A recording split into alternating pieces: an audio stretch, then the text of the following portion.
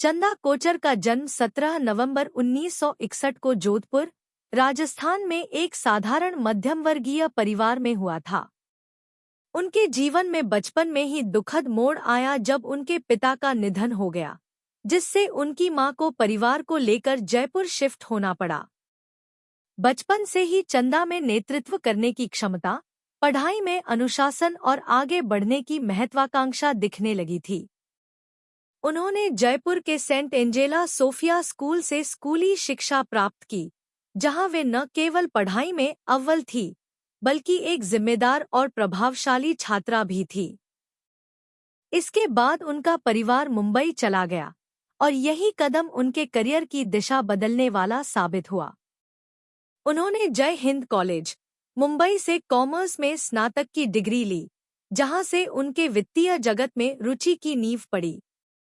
अपनी प्रतिभा को और निखारने के लिए उन्होंने Jamnalal Bajaj institute of management studies (जेबिम्स) से मैनेजमेंट में मास्टर्स (एमएमएस) किया, जहां उन्हें कॉस्ट अकाउंटिंग में वॉकरहार्ट गोल्ड मेडल और अर्थशास्त्र में जे.एन. बोस गोल्ड मेडल जैसे प्रतिष्ठित पुरस्कार मिले। इसी दौरान उनकी मुलाकात उनके सहपाठी दीपक कोचर से हुई, जो बाद में उनके पति बने और नवीनकरणीय ऊर्जा क्षेत्र में व्यवसाय करने लगे। 1984 में मात्र 23 वर्ष की उम्र में चंदा कोचर ने आईसीआईसीआई लिमिटेड में मैनेजमेंट ट्रेनी के रूप में अपनी पेशेवर यात्रा शुरू की, जो उस समय एक पुरुष प्रधान फाइनेंस इंडस्ट्री थी। अगले 2 दशकों में वे संस्थान के साथ तेजी से आगे बढ़ती गईं। 1990 के दशक की शुरुआत में उन्होंने प्रोजेक्ट असेसमेंट और इंफ्रास्ट्रक्चर फाइनेंसिंग में अपनी भूमिका स्थापित की। जब 1991 में भारत का आर्थिक उदारीकरण हुआ, तो आईसीआईसीआई ने खुद को एक विकास वित्त संस्थान से एक कमर्शियल बैंक में परिवर्तित किया। 1994 में जब आईसीआईसीआई बैंक की स्थापना हुई, चंदा कोचर ने बैंक के रिटेल बैंकिंग बिजनेस की नींव रखी, जो आगे चलकर बैंक के विकास का आधार बना।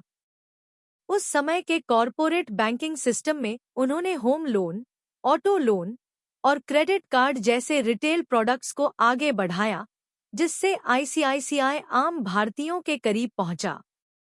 उन्होंने डेटा ड्रिवन क्रेडिट मॉडल, लीन प्रोसेसिंग सिस्टम और टेक्नोलॉजी से लैस शाखाएं शुरू की।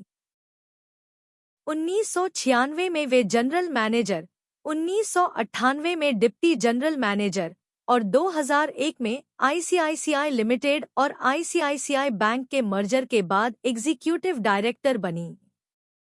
2006 में वे डिप्टी एमडी और फिर 2007 में सीएफओ और जॉइंट एमडी बन गई। 2009 में जब के.वी. कामथ रिटायर हुए, चंदा कोचर को आईसीआईसीआई बैंक की सीईओ और एमडी बनाया गया और वे भारत की किसी बड़ी बैंक की पहली महिला प्रमुख बनी। उनके नेतृत्व में बैंक ने ग्लोबल फाइनेंशियल क्राइसिस के बाद स्थिरता पाई, एनपीए को कंट्रोल किया और मोबाइल व डिजिटल बैंकिंग को बढ़ावा दिया।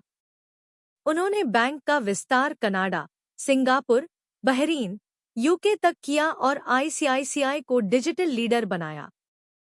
2010 से 2017 तक वे लगातार फोर्ब्स, फॉर्च्यून, टाइम जैसी विश्व प्रसिद्ध लिस्टों में शामिल रहीं।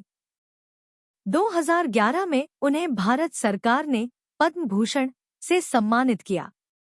एक मां, पत्नी और सीईओ के रूप में वे एक वर्क लाइफ बैलेंस आइकन बन गईं। उनकी बेटी आरती कोचर विदेश में पढ़ाई करने गई, जबकि बेटा अर्जुन लो प्रोफाइल रहा। लेकिन इस सफलता की कहानी के पीछे एक तूफान छिपा हुआ था। 2009 से 2012 के बीच आईसीआईसीआई बैंक ने वीडियोकॉन ग्रुप को 3,250 रुपए करोड़ का लोन मंजूर किया, जिसकी अगुवाई वेणुगोपाल धूत कर रहे थे। कुछ ही समय बाद वेणुगोपाल धूत ने उसी रकम का एक हिस्सा नुपावर रिन्यूएबल्स नामक कंपनी को ट्रांसफर किया, जिसकी स्थापना दीपक कोचर ने की थी।